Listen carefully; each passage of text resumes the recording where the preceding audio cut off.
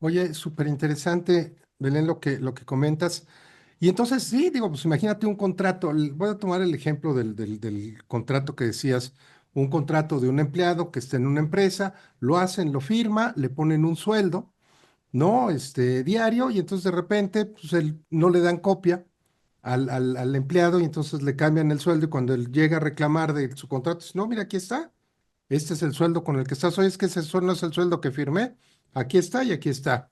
Pues, ¿qué puede hacer el empleado? Pero si fuera con vamos a suponer, un blockchain físico, por poner solamente el ejemplo, pues en el momento en el que lo firma, tendrían que firmarlo al mismo tiempo el empleado, el empleador, el del sindicato, el jefe del piso, el otro y, no sé, 10 personas al mismo tiempo que dijeran, oye, este es el sueldo, todos el sueldo, sí, anótenlo. Ahora este es todos anoten, anoten, y entonces todos anotan, y aparte, junto con el sueldo que le pusieron, se queda ahí de manera automática la hora en que lo pusieron.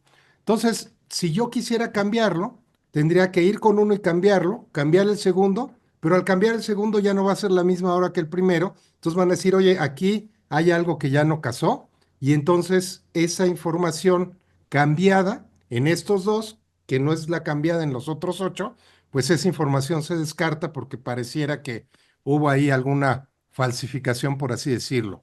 Eh, Imagínense esto, pero llevado a la parte digital y en lugar de 10 que sean, no sé, 50, 100, y como tú bien dices, aplíquenlo a lo que aquí me gustaría que empezaran a pensar en qué lo podrían aplicar, independientemente de que sepan cómo. Lo que decías de los expedientes médicos, bueno, me parece interesantísimo. Lo que dices de la parte de identificación me parece súper interesante. Toda la parte de credenciales, ¿no? De repente los currículums que mandan que dicen, no, yo estudié aquí y estudié acá y estudié acá y estudié. Bueno, pues, ¿qué pasa si yo te emito, aunque sea un diploma simple, te emito el diploma con blockchain y entonces ya no le preguntas al candidato, te vas directamente a blockchain y dice ahí sí. O sea, eso es real lo que dice para títulos de propiedad, para contratos. Hablamos de un contrato de un empleado, pero podría ser para contrato de lo que se te ocurra, de un programa de consultoría, de supply, de cualquier industria, en fin, digo, la realidad es que los usos creo que pueden ser, como comentabas el ejemplo de IBM, pues para todo. Cualquier cosa que necesites anotar, que necesites esta parte de tener confianza, pues esto puede ser la mejor vía. Y retomo, me resonó mucho cuando dijiste, perdimos la confianza.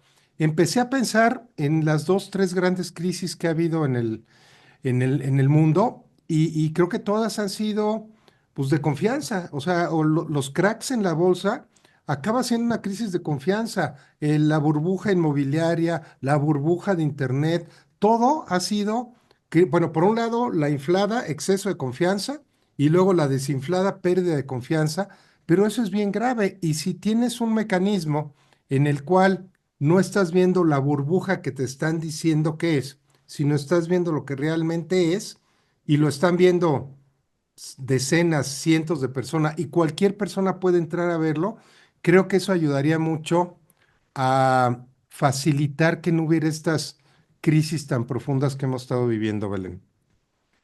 Y además te diría, fíjate, en el ejemplo que ponías del contrato, qué sencillo es, y esto nos pasa yo creo a todos hoy en día, ¿no? Que firmemos el contrato y ni tan siquiera tenemos que fotocopiar, todos hacemos la foto con el móvil, no sé si os pasa, se me ocurren cosas súper cotidianos, ¿no? Aquí la lotería en Navidad, siempre en España, pues compramos a lo mejor un décimo y lo llevamos entre no sé cuántos amigos, le hacemos la foto al décimo y ya sabemos el número que es, no hay que estar, no hay que tener el décimo físico, ¿no? Entonces, si esa foto nos la pasamos por WhatsApp y la tenemos 2000, si toca, nadie puede decir, no, no, es que no era el número que teníamos, perdona, lo tengo aquí, hicimos la foto, tenemos 2000 en la foto, no puedes discutirme esto. Pero es que además tienes una oportunidad muy importante, como tú bien decías, y es que puedo auditar, puedo trazar dónde y quién ha cometido el error, porque incluso si nos damos cuenta que alguien en el registro número 50.000 se equivocó y registró algo mal, porque evidentemente no es una prueba de verdad absoluta y lo que ocurre detrás de esa anotación no lo sabemos, pero sabemos que se anotó. Y si sabemos que está mal, no podemos cambiarlo. Tenemos que anotar que estaba mal, hacer un asiento contrario, registrar que ahí ha habido un error, ¿no? Y modificar la información para que atienda a la verdad. ¿Qué ocurre? Que yo puedo auditar a lo largo de todo el proceso. Entonces, la rendición de cuentas, que es al final el concepto que está detrás de la falta de confianza, ¿no? Porque muchas veces la falta de confianza no viene motivada porque tú lo hayas hecho mal, es porque eres incapaz de demostrar que lo has hecho bien. Y esa falta de rendición de cuentas, que en las grandes crisis mundiales ha sido la esencia, ¿no? Decíamos, bueno, es que no hay responsabilidades, ¿no? En la crisis financiera. Bueno, es que los bancos ahora llegan los bonos de los grandes directivos y ahora vete tú a saber, eso no se puede demostrar, ¿no? Yo creo que este es el gran valor y la oportunidad de blockchain, cuando la tecnología sea barata y accesible a todo el mundo, pues será cualquier lugar donde, como tú bien dices, tengamos que registrar algo, haya una transacción, haya un intercambio o simplemente haya una información que queramos compartir. Y no solamente eso, sino que es que además va a permitir, por ejemplo, en el sistema financiero, que es una de las grandes, digamos, casos de uso que estamos viendo y que vamos a ver en los próximos 10 años, porque, bueno, pues las oportunidades que tiene la tecnología también las entienden y ahora nos encontramos a nivel financiero en una situación muy curiosa. Por un lado, tenemos entidades financieras que le llamamos reguladas, los bancos tradicionales. Y luego tenemos entidades, digamos, no reguladas, que es el mundo cripto, ¿no? Que, bueno, pues digamos que mantienen este tipo de sistemas y que a veces no siguen esa regulación extrema de las entidades financieras. Y vemos que hay dos bloques que tienen que acabar entendiéndose, porque el sistema financiero cada vez es más lento, más ineficiente. Y el mundo cripto, que es más el cripto, digamos, se le llama a toda la parte de criptomonedas, ¿no? Pues que es eficiente, pero que necesita también esa confianza del público en general para escalar, porque no todo el mundo es inversor en el mundo cripto, ¿no? Y también encontramos muchos casos de falta de confianza. Volvemos a lo mismo. Falta de confianza y rendición de cuentas, ¿no? Entonces se le está pidiendo rendir cuentas a uno y no a otros. Y entonces ahora nos encontramos pues que los grandes bancos financieros, las grandes entidades financieras para innovar en blockchain requieren de expertos en tecnología. ¿Y quiénes son los expertos que han experimentado con la tecnología? Precisamente todas las fintech, precisamente todos los del mundo cripto. Es decir, que en algún momento van a tener que converger y entenderse, ¿no?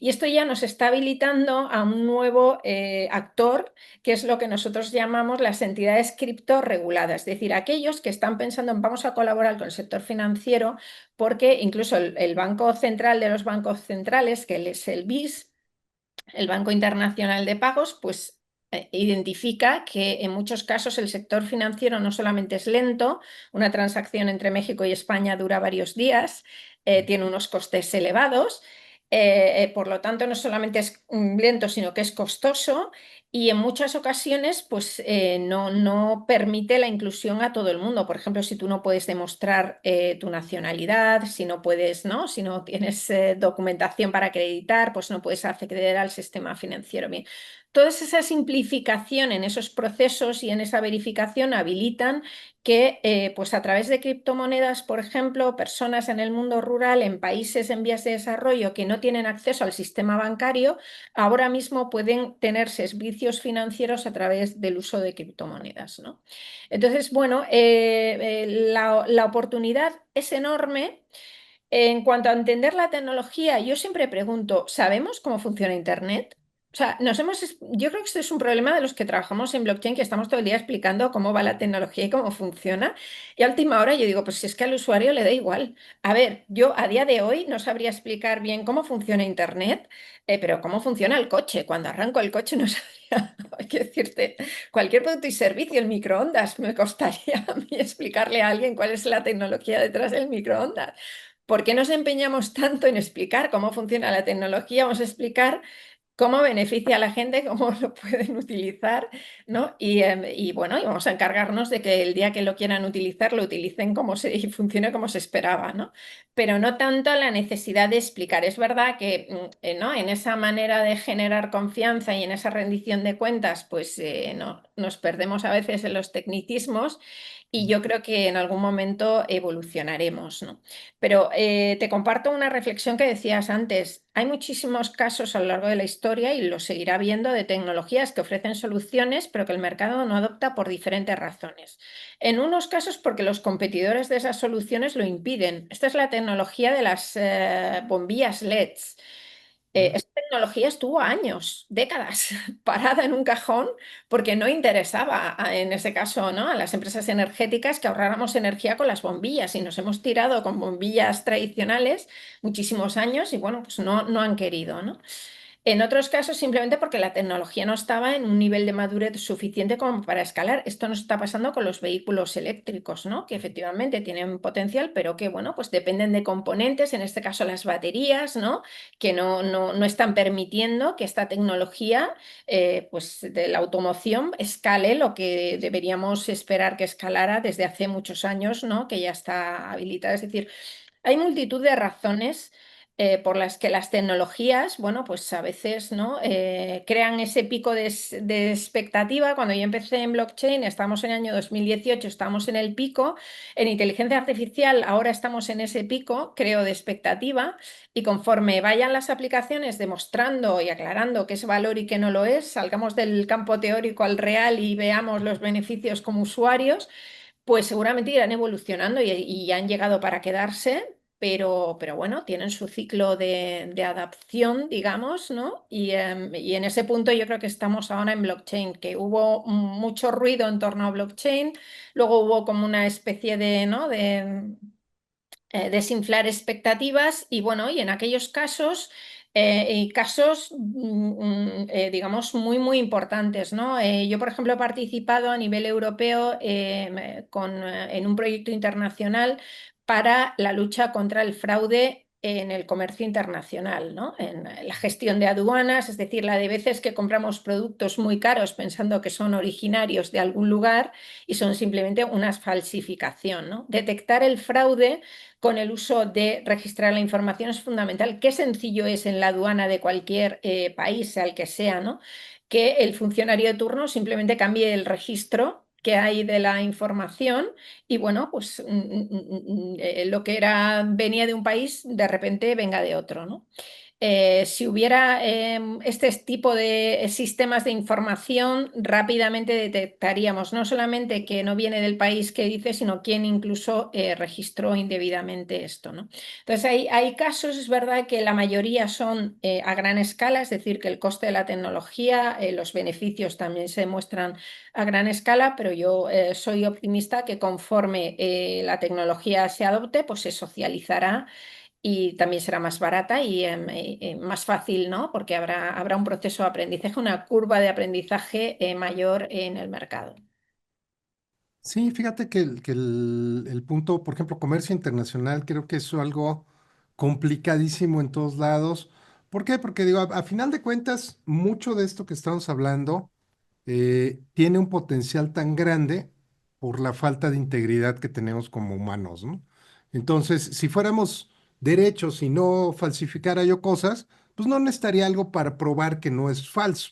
Pero como eso ni es, y yo creo que ni va a ser, o sea, vamos a seguir con estos mismos temas de el que es tramposo, el que es abusivo, el que cree que es muy inteligente y te hace algún fraude de este tipo, pues entonces necesitas cada vez tecnologías más potentes para poder protegerte de esto. Entonces, imagínate, digo, si de por sí cuando estás en el mismo lugar con la misma persona, viéndolo a los ojos, escribiendo y firmando un papel de algo que compraste y vendiste, a veces te dan una cosa por otra.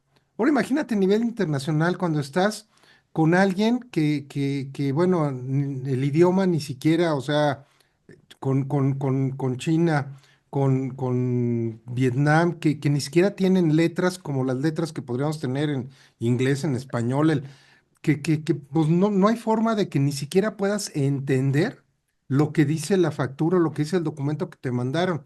Y aparte, pensar que interpretaste lo que era o lo que no era es complicadísimo. Y este tipo de mecanismos, al tener un registro de, oye, aquí te lo pedí y luego en la siguiente cajita, aquí tú me lo confirmaste, en la siguiente cajita me lo mandaste, en la siguiente cajita llegó a la aduana, en la siguiente cajita. Entonces, trae una historia de todo lo que sucedió y no hay forma de que en un documento te puedan engañar o puedan querer cambiarlo, alterarlo, falsificarlo, porque ese documento trae una historia atrás.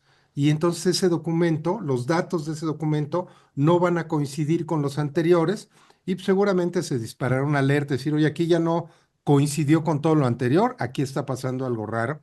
Entonces ya lo podrás ver, defenderte, no sé, tomar alguna acción a partir de eso que está, incluso pues detener la transacción o lo que sea conducente. Oye, Belén, Mostrar. qué interesante. Adelante, adelante.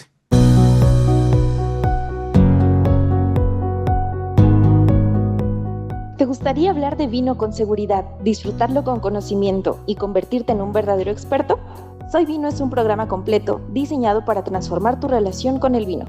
Con nuestros ebooks y cursos online on demand, aprenderás desde la historia del vino hasta cómo catar, maridar y apreciar cada copa como un profesional. No importa si eres principiante o entusiasta, aquí tienes todo lo que necesitas para dar un gran paso. Y créeme, será un cambio positivo para tu vida. Haz clic en el link de la descripción y comienza hoy tu viaje en el mundo del vino. El conocimiento te está esperando.